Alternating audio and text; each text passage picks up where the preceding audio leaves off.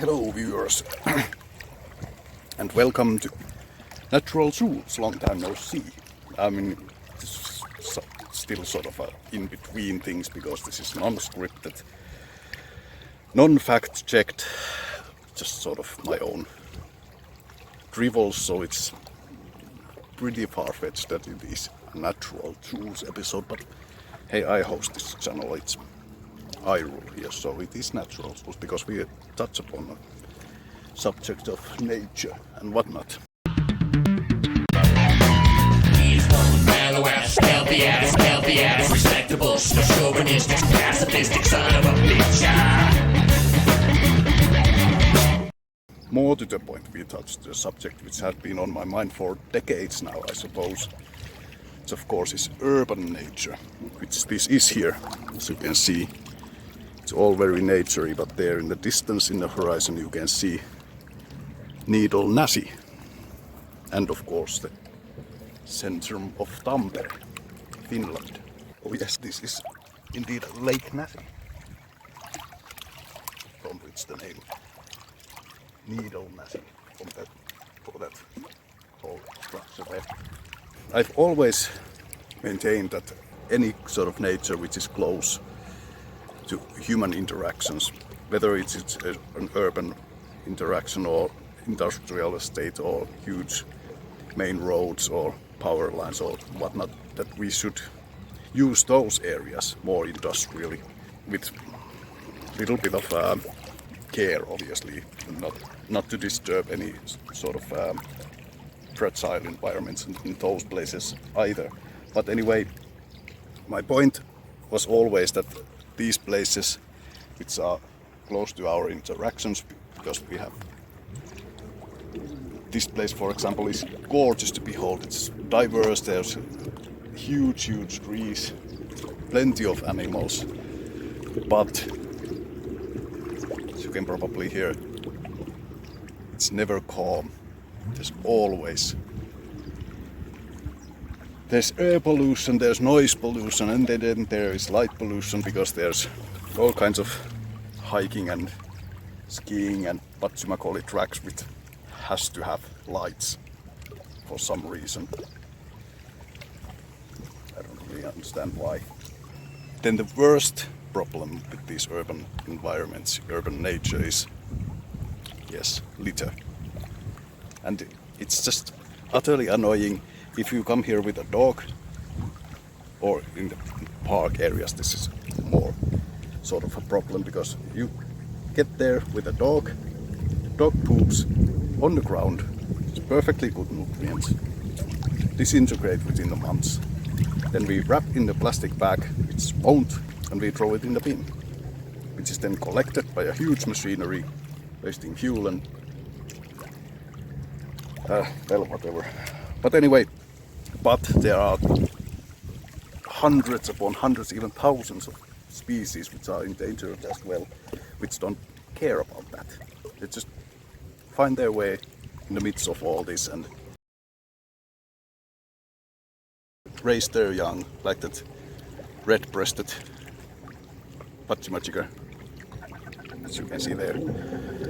But my point being still that since every larger animals that come here, they face our fury. It doesn't gonna end up well for them, such as wolves and bears and whatnot. Just kill them or transport them into other environments. So it is not nature as it should be. It's nature that we tame, where we come to, wearing all sorts of artificial scents and insect repellents. And we think that it's so nice to be a part of nature. How could we ever be part of the nature if we don't let the nature consume us, eat us, enjoy us? And fair enough, these places such as this, which is diverse and whatnot, it is important to preserve endangered species, because we have to create a network of these nature preserves all around Finland and all around the globe actually, which the species then can migrate from the area to another via sort of channels, roots of nature. We know now that many different animals and plants and can survive, can reproduce, can multiply, can live amongst us, with us, foxes and rabbits and seagulls and ducks and geese and you name it. There's even known to be an eagle owl in the center of Tampere at some point. I don't know if it's already gone or whatnot. But anyway, even still I maintain that we should use more vigorously these areas which are close to our influence, because then it would be very clear to those people who think they need certain consumer goods. They would see instantly the effects that they have to the environment. It won't be some forest some 200 kilometers or so away. It would be the forest very near to you. So you feel the impact. And as we are the only species that uses the environment in such extent as we do, we should be the ones to suffer the consequences, not the living environment, not the nature, not the other species, us. That's why we should do that. But still preserve any sort of endangered areas and fragile areas in the urban nature as well. So use it more vigorously but with care.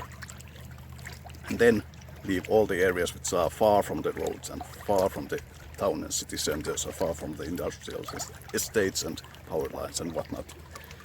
So far and isolated places, just leave them alone. Don't touch them at all, really.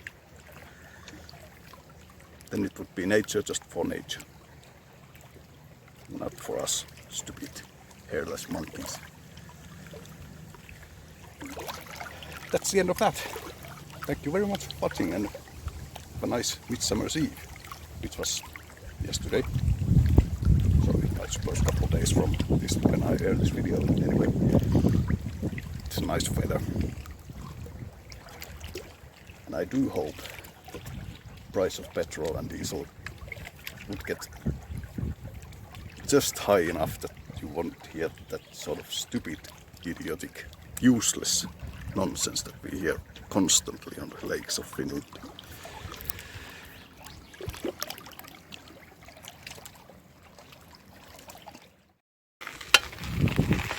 Now there's always so many things left to say, so many nice references left unused when you do these non-scripted sort of rants. And one thing I like to point out now is of course these roads. No matter how small they are, they always create some difficulty to wildlife, especially now when the younglings are trying their wings and set off from their nests. Well, what do you know? Now I've said that. Now I'm sweating. Previously it was cool, refreshing water from the Lake Nasib. Anyway, bye bye.